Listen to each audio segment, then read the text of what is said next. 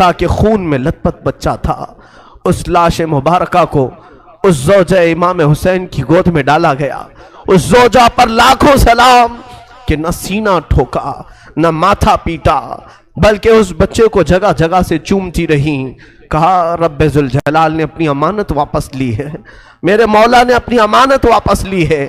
ہاں دنیا میں ایک تاریخ رقم رہے گی، لڑتے ہیں شہسوار بڑے بڑے میدان میں، میدان جنگ میں جہاد کے لیے جاتے بڑے بڑے پہلوان، لیکن میرا 6 مہینے کا بچہ قیامت تک ایسا کوئی پہلوان نہیں آئے گا۔ تاریخ رقم ہو گئی کہ 6 مہینے کا بچہ بھی یزیدیوں کے ساتھ لڑ کر کے آیا ہے۔ یہ حسین کا گھرانہ تھا۔ علی اصغر کی شہادت کے بعد گھر میں ایک عجیب سی کیفیت تھی۔ اللہ اکبر، یہ آخری وقت ہے میرے عزیز ہو۔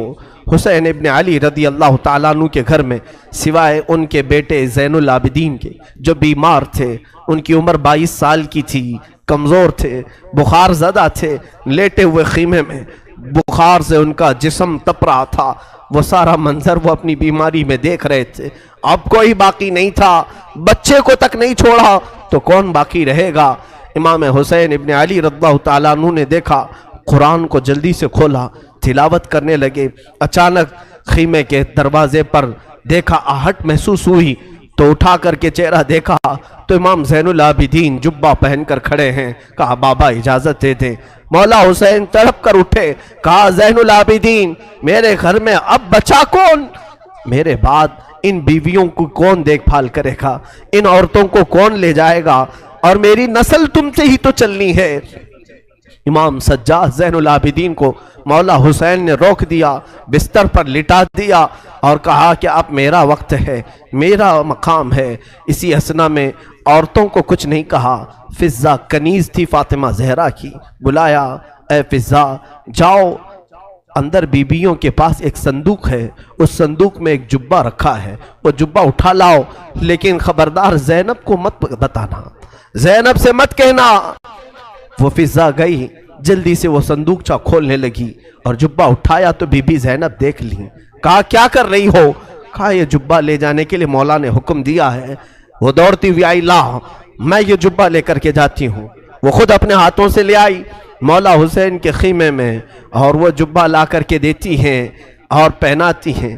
امام حسین نے کہا زینب تجھے معلوم ہے اماں کہتی تھیں، فاطمہ الزہرا نے کہا تھا حسین یہ جبہ سنبھال کر رکھنا، یہ تیرے بابا حیدر کرار کا ہے جو رسول اللہ نے انہیں دیا تھا اور مجھے وصیت کی تھی، فاطمہ تیرا بیٹا جب بھی مصیبت میں آئے تو یہ جبہ اسے پہنا دینا۔ زینب کہتی ہیں سچ کہہ رہے ہو بھیا، مجھے بھی ماں نے کہا تھا کہ زینب حسین کبھی اگر مصیبت میں آ جائے، اگر وہ جبہ بھول جائے تو اپنی ہاتھ سے پہنانا۔ دونوں نے ایک دوسرے کو سمجھایا، ماں کی وصیت پر عمل کیا۔ وہ کیسا منظر تھا جب حسین دولہا کی شکل اختیار کر گئے تھے، رسول اللہ صلی اللہ علیہ وسلم کا امامہ پہنا ہوا ہے اور جبہ مبارکہ حیدر کرار کا جو رسول کا عطا کیا ہوا ہے، جعفر طیار کا پٹا باندھا اور امیر حمزہ رضی اللہ تعالیٰ عنہ کی تبرکات آپ کے ساتھ تھے، تلوار حیدر کرار کی ذوالفقار آپ کے ہاتھ میں تھی۔ یہ سارا منظر پورے خیمے کو رلا گیا، جیسے کوئی جوان شہزادہ دولہا بارات میں جاتا ہے خیمہ حسین سے۔ یہ پوری تیاریوں کے ساتھ حسین ابن علی نکل رہے تھے۔ مجھے وہ منظر یاد کر کے بڑا دکھ ہوتا ہے۔ آج ہم اپنے حجرے سے کبھی نکلتے ہیں تو پھر یاد آتی ہے حسین تو خیمہ گاہ سے نکلے تھے قتل گاہ کی طرف، آج تو ہم امن کے لیے باہر نکلتے ہیں تو سج سنور کر کے نکلتے ہیں، وہ بارگاہ مولا میں نکل رہے تھے۔ اسی اثنا میں حسین ابن علی رضی اللہ تعالیٰ عنہ کرم اللہ وجہہ الکریم باہر جانے کی تیاری میں ہیں۔ بیویوں کی ایک آہ نکلی، بی بی زینب نے کہا اور بی بی سکینہ نے کہا، سارے گھر کی عورتوں نے کہا بابا بھیا آپ کس کے حوالے ہمیں چھوڑ جا رہے ہیں؟ حسین ابن علی نے پیچھے عورتوں کی طرف دیکھا، کہا میں تمہیں اللہ اور اس کے رسول کے حوالے کر جا رہا ہوں، سب خاموش ہو جاؤ، میرے بعد کوئی نوحہ نہیں کرنا، میرے بعد کوئی ماتم نہیں کرنا۔ اس کے بعد صبر کی تلقین کی اور پھر آخری وصیت یہ تھی، خاندان نبوت کی بچیاں کبھی بے آبرو نہیں ہوتی، بے حجاب نہیں ہوتی، کسی کا پردہ ہٹنے نہ پائے، کسی کا حجاب سرکنے نہ پائے۔ ساری بیویوں نے سلام کیا۔ مولا حسین نکل کر اپنے گھوڑے ذوالجناح پر آئے۔ یہ بڑا عزیز گھوڑا تھا، حسین ابن علی کا بڑا وفادار گھوڑا ہے۔ ذوالجناح کو بھی ہم سلام پیش کرتے ہیں کہ حسین کی سواری پوری زندگی بھر وہ لے کر گھومتا رہا۔ ذوالجناح حسین ابن علی کی پیاس کی وجہ سے جب اسے پانی ملتا تو کبھی پیا نہیں کرتا تھا۔ یہ روایات بتاتی ہیں حسین ابن علی کے بعد اس گھوڑے نے کبھی پانی نہیں پیا، زندہ تو رہا لیکن کبھی پانی کو منہ تک نہیں لگاتا تھا۔ وہ ذوالجناح سوار جس کو تیار کر کے خیمے کے باہر کھڑا کیا گیا ہے، مولا حسین جیسی گھوڑے پر بیٹھے، بیویوں کی ایک الوداعی آواز آئی کہ حسین جاؤ، خدا تمہارا بھلا کرے، اللہ تمہارا محافظ ہے۔ گھوڑے کو ایڑ لگائی مگر گھوڑا آگے نہیں بڑھتا تھا، گھوڑا آگے نہیں جاتا تھا۔ ذوالجناح کو مولا حسین نے کہا، اے ذوالجناح تو نے کبھی میری نافرمانی نہیں کی، آج تک تو نے میری کبھی حکم عدولی نہیں کی۔ تو گھوڑے کو پھر ایڑ لگائی اور اس کے کان پکڑ کر کے کھینچا۔ وقت بہت کم ہے حسین کے پاس، چل آگے بڑھ، چل آگے بڑھ، آج تو اپنے جوہر دکھا۔ مولا حسین پکارتے رہے، گھوڑا آگے نہیں بڑھتا رہا اور گھوڑا جھک کر کے اشارے سے پیروں کی طرف دکھا رہا تھا۔ حسین ابن علی اتر کر کے دیکھتے ہیں بی بی سکینہ سامنے دونوں گھوڑے کے پیر پکڑ کر بیٹھی اور ذوالجناح سے کہتی ہے، اے ذوالجناح کیا تو بابا کو آخری بار لے جا رہا ہے؟ کیا تو آخری بار لے جا رہا ہے؟ ہمارے گھر کی تمام روشنیاں تو لے جا رہا ہے، ہمارے گھر کا سورج غروب کرنے لے جا رہا ہے۔ بچی چھوٹی سی گھوڑے کے سامنے کے پیروں کو پکڑ کر بیٹھی ہے۔ مولا حسین گھوڑے سے اتر آئے، بی بی سکینہ کو اٹھا لیا، گود میں اٹھا لیا، ماتھے کے بوسے لیے اور کہا، سکینہ تم نے علی اصغر کی موت پر صبر کیا، علی اکبر پر صبر کیا، ساری لاشیں تو نے دیکھی، اب تو اپنے بابا کے ساتھ بھی صبر کا مظاہرہ کر، تو اپنے بابا کے ساتھ بھی صبر کا مظاہرہ کر۔ بی بی سکینہ کو اسی طرح لوٹا دیا گیا۔ وہ خیمے میں جا کر حسرت بھری نگاہوں سے دیکھتی رہ گئی، چوکھٹ پر کھڑی رہ گئی۔ مولا حسین نے گھوڑے کو ایڑ لگائی، گھوڑا چھڑانگ لگاتا ہوا میدان کربلا میں اتر پڑا اور جیسے ہی یزیدیوں کو للکارا، پھر ایک آخری خطبہ حسین ابن علی نے دیا۔ مولا حسین نے آخری خطبہ دیا، وہ خطبہ یہ تھا، حمد و صلات کے بعد آپ نے پکار کر کہا، اے یزید کی طرف سے آنے والے لشکریوں، کیا تم میری حیثیت کو نہیں جانتے؟ اگر تمہیں معلوم نہیں تو اب بھی بہت سارے صحابہ ہیں جنہوں نے رسول کی زبان سے میری تعریف میں، میری فضیلت میں جو حدیثیں سنی ہیں بیان کریں گے، جاؤ تم ان سے سن لو۔ صحابہ اب بھی باحیات ہیں، کیا میں فاطمہ کا بیٹا نہیں ہوں؟ کیا میں حیدر کرار علی مرتضیٰ کا شہزادہ نہیں ہوں؟ کیا رسول اللہ نے میرے لیے یہ نہیں فرمایا کہ حسن و حسین جنتی جوانوں کے سردار ہیں؟ کیا تمہیں معلوم نہیں میرے آقا میرے لبوں کے بوسے لیا کرتے تھے، میری گردن کو سونگھا کرتے تھے؟ کیا میرا خون تمہارے لیے حلال ہے؟ یہ تقریر اتنی لمبی ہو گئی، حسین ابن علی کی اس آواز پر یزیدیوں میں سناٹا چھا گیا، کئی لوگوں کی آنکھوں سے آنسو بھی نکل پڑے۔ اور یزیدیوں میں جب یہ ماحول ہوا تو شمر ذی الجوشن عمرو بن سعد جو بدبخت ازلی تھے، انہوں نے بھڑکانا شروع کیا اور بیچ تقریر میں ہی امام کے تیر برسانا شروع کیا۔ حسین ابن علی رضی اللہ تعالیٰ عنہ کے درمیان تقریر آپ کے لبوں کی طرف تیر برسانا شروع کیا، کہا کہ بند کرو اب اپنا بیان، تقریر بند کرو، مقابلے کے لیے تیار ہو جاؤ۔ امام حسین نے دیکھا کہ یہ اب کسی طرح باز آنا نہیں چاہتے، میرا خون پی کر کے ہی انہیں سکون ملے گا، تو آپ نے پھر اپنی تلوار لہرائی، جو سامنے آتا تھا اسے کاٹتے چلے گئے، جو جس طرح سے آتا تھا اسے قتل کرتے گئے۔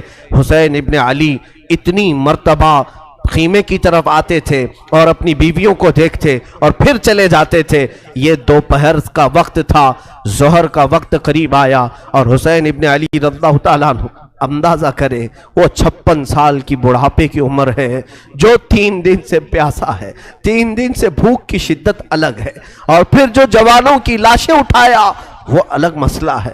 میاں 2-4 اینٹیں اٹھاؤ تو تمہارے کندھے دکھنے لگ جائیں گے، 2-4 پتھر اٹھاؤ تو تمہارے ہاتھ میں ورم آ جائیں گے۔ ہم نے دیکھا ہے، اور تنہا حسین رضی اللہ تعالیٰ عنہ نے 1-2 نہیں تقریباً 40 لاشیں اٹھائی دن بھر میں، 40 سے زیادہ لاشیں اٹھائی، بچوں کی الگ، जवानों की अलग, बूढ़ों की अलग। उन लाशों को उठा करके वो बूढ़ा जिस्म क्या कमजोर नहीं हुआ होगा, प्यास अलग है, भूख अलग है, बीवियों का रोना अलग है, उन्हें बेबसी पर छोड़कर आना यह गम अलग है। हम तो बेहाल हो जाएंगे, हम तो गमों से मर जाएंगे। इसीलिए सब्र हुसैन पर मैं समझता हूं दुनिया के कोई शख्स पहुंच नहीं सकता, उस इस्तिकामत पर कोई नहीं पहुंच सकता। हुसैन इब्न अली दोपहर के वक्त मौला हुसैन करबला के मैदान में घिर गए। तन्हा अली का लाल खारों में घिर गया, वो फातिमा का लाडला हजारों में घिर गया। अब हुसैन इब्न अली के मुतालिक जो मैंने शुरू में कहा था, फातिमा के लाडले का आखिरी दीदार है, फातिमा के लाडले का आखिरी दीदार है। हश्र का हंगामा बरपा है, मियाने अहले बैत दरमियाने अहले बैत। रसूलुल्लाह के इस शहजादे ने फिर ललकारा, लोगों को ललकारते रहे और कत्ल का ये बाजार गर्म था। अम्र बिन साद ने कहा, हुसैन ने तन्हा 50 लोगों को मार दिया, तुम तन्हा हुसैन को क्यों नहीं मार पाते, तन्हा हुसैन को क्यों नहीं मार पाते। हुसैन इब्न अली रदी अल्लाह ताला अन्हु के मुतालिक एक रिवायत में ये भी बता दूं मेरे अजीजों, उस हालत में भी हुसैन इब्न अली ने सखावत का दरिया नहीं रोका था। आपकी शान ये थी कि अब्दुल्ला नाम का एक शख्स कूफा का रहने वाला, वो उस वक्त कूफा में नहीं था जब ये मारके सर हुए थे।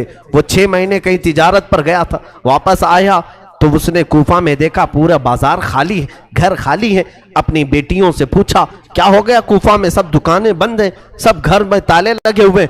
उसकी बेटी ने कहा, सुना है हाकिम वक्त के खिलाफ किसी शख्स ने बगावत की है और उस बागी का सर कुचलने के लिए पूरे कूफा वाले गए। अब्दुल्ला कहता है, मुझे मालूम नहीं था कौन सा बागी है, किसने बगावत की। और फिर उनकी बेटियों ने कहा, अब्बा जान आप भी घर में ना बैठे, इसलिए कि हाकिम कूफा इब्ने जियाद ने ऐलान किया है अगर कूफा में किसी घर में कोई जवान बाकी रहा और करबला नहीं गया तो हम उसको तलवार से छलनी कर देंगे, कत्ल कर देंगे।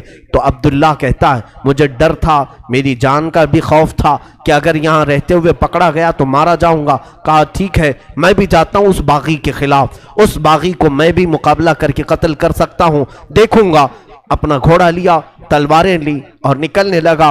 बेटी ने कहा, बाबा जान बहुत सारा लश्कर गया है उस बागी को कत्ल करने के लिए, आप भी उस लश्कर में मिल जाएं। और सुना है जंग के बाद माले गनीमत हाथ आता है, माले गनीमत हाथ आता है, जो भी माल मिलता है वो फौजियों में बांटा जाता है। बाबा जान मुझे यमनी अकीक पत्थर बड़ा पसंद है, यमन का अकीक पत्थर बड़ा पसंद है, अगर वो माले गनीमत में मिल जाए तो लेते आ जाना। अब्दुल्ला अपनी बेटी को रुखसत करके आया। वो कहता है, दोपहर का वक्त था जब मैं करबला में पहुंचा, ये 10वीं मुहर्रम थी। मैंने देखा एक शख्स घोड़े पर बैठा है और उसके पीछे 40-50 लोग दौड़ रहे हैं, कोई इधर से आ रहा है, कोई उधर से आ रहा है। मैंने लोगों में से, कूफियों में से एक से पूछा कि एक ही आदमी है, तुमने कहा था बागियों की जमात है, एक ही आदमी है और 50-50 लोग उसके पीछे दौड़ रहे हैं।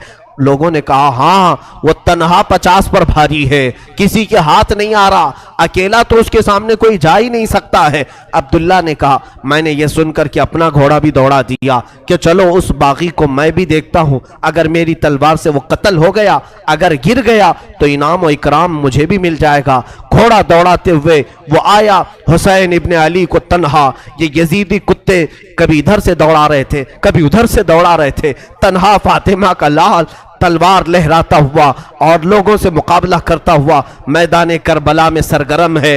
अब्दुल्ला कहता है, मैं पीछे घोड़े को दौड़ाता हुआ आया, मैं हुसैन इब्ने अली के घोड़े से सिर्फ 2 हाथ के फासले पर रह गया था। हुसैन इब्ने अली पीछे मुड़ते हैं और कहते, अब्दुल्ला और करीब आ जा, अब्दुल्ला और करीब आ जा। मैं डर गया, ये कौन बागी है जो मेरा नाम भी जान रहा है, मेरा नाम जानता है। अब्दुल्ला कहता है, मुझे थोड़ी सी जिस्म कपकपाहट हो गई, खौफ सा हो गया कि ये मुझे जानता कैसे है, कहीं मेरे पहचान वाला तो नहीं। मैं और आगे बढ़ गया, जैसे ही मेरा घोड़ा उसके घोड़े के करीब लगाया, हुसैन इब्ने अली ने अपनी उंगली से अंगूठी निकाल करके कहा, जा तेरी बेटी ने यमनी अकीक जो मांगा था उसे दे देना, इसमें नग जो लगा है वो यमनी अकीक का है, यमनी अकीक का नग लगा है। क्या तू अपने घर से निकल रहा था, तेरी बेटी ने अकीक नहीं मांगा था, عبداللہ کہتا ہے اسی دن مجھے احساس ہوا نبی کیا ہے، نبی کے شہزادے کیا ہے، نبی کا علم کہاں ہوگا۔ میرے عزیزوں، حسین ابن علی نے اس دن بھی سخاوت کے دریا کو روکا نہیں، اپنی انگوٹھی نکال کر جیسے ہی عبداللہ کو دیا، انہوں نے انگوٹھی جیسے لیا اور سلام کیا، کہا مولا حسین اب انگوٹھی لے کر جانے میں کیا مزہ ہے، میں تو اپنی جان تمہارے قدموں پر نچھاور کر کے جاؤں گا۔ یزیدیوں سے لڑتے لڑتے وہ حضرت عبداللہ بھی وہیں کربلا میں شہید ہو گئے، ان کے ہاتھ میں انگوٹھی ویسی کی ویسی رہ گئی۔ مولا حسین اس وقت بھی نوازنا نہیں چھوڑتے ہیں، عطا کرنا نہیں چھوڑتے ہیں، اسی لیے یہ سخاوت کا گھرانہ ہے، یہ سخی لوگوں کا گھرانہ ہے۔ اس گھرانے میں ان کی پرورش ہوئی ہے جہاں 5 دن بھوکے رہنے کے بعد بھی اگر کوئی فقیر آتا تو اسے یہ نواز دیا کرتے تھے، گھر کی ساری غذائیں دے دیا کرتے تھے۔ مولا حسین رضی اللہ تعالیٰ ان یزیدیوں کے جتھے میں ایسے گھر گئے تھے، دوپہر کا وقت آیا، اچانک آپ کو احساس ہوا جمعہ کا دن ہے، آج پوری دنیا میں میرے نانا کا خطبہ پڑھ رہے ہوں گے لوگ اور جمعہ کی امامتیں ہو رہی ہوں گی، حسین یہاں پر تنہا ہے، جمعہ کی نماز بھی نہیں ہو رہی ہے، مسافر پر جمعہ نہیں ہے، لیکن جمعہ کے وقت کا احترام تو کرنا ہی چاہیے تھا۔ آپ نے ان سے کہا اے لوگوں، ہاں میں جانتا ہوں مسافر پر جمعہ نہیں، کیا اس وقت کا احترام بھی نہیں کرو گے؟ جنگ بندی نہیں کر سکتے، جنگ تھوڑی دیر کے لیے روک نہیں سکتے کہ اس وقت کا احترام باقی رہے؟ اسی اسنا میں آپ نے کہا 2 رکعت نماز پڑھنے کی اجازت مل جائے۔ اللہ اللہ، حسین تمہارے سجدوں کو سلام۔ دنیا آج بھی قتل ہونے والے سے آخری خواہش پوچھتی ہے تو آخری خواہش لوگ یہ بتاتے ہیں گھر والوں سے مل لوں گا، فلاں وصیت کر دوں گا، یہ جائیداد کے پیپر دیکھ لوں گا۔ ہماری وصیتیں، ہماری خواہشات دنیاوی ہوتی ہیں۔ مولا حسین نے آخر وقت میں اگر کوئی تمنا کی تھی 2 رکعت نماز پڑھنے کی، 2 رکعت نماز پڑھنے کی۔ یزیدیوں نے کہا کہ آپ نماز پڑھ لیں، گھوڑے سے ذوالجناح سے نیچے اترے تھے، مولا حسین رکعت نماز کی باندھ لی اور بالکل اطمینان و سکون کے ساتھ نماز پڑھتے رہے، کسی کا خیال نہیں کیا۔ وہ تلواروں کی جھنکار میں بھی خوف نہیں تھا، کوئی ڈر نہیں تھا، رکوع اطمینان سے ہو رہا ہے، سجدہ اطمینان سے ہو رہا ہے۔ پہلی رکعت بھی مکمل ہوئی، دوسری رکعت میں گئے، عمرو بن سعد اور شمر ذی جوشن نے پکار کر کے کہا اے ظالموں، اب کیا دیکھتے ہو، یہ اچھا موقع ہے، اس حسین کا خاتمہ کر دو، یہیں پر اس کا کام تمام کر دو۔ کھولی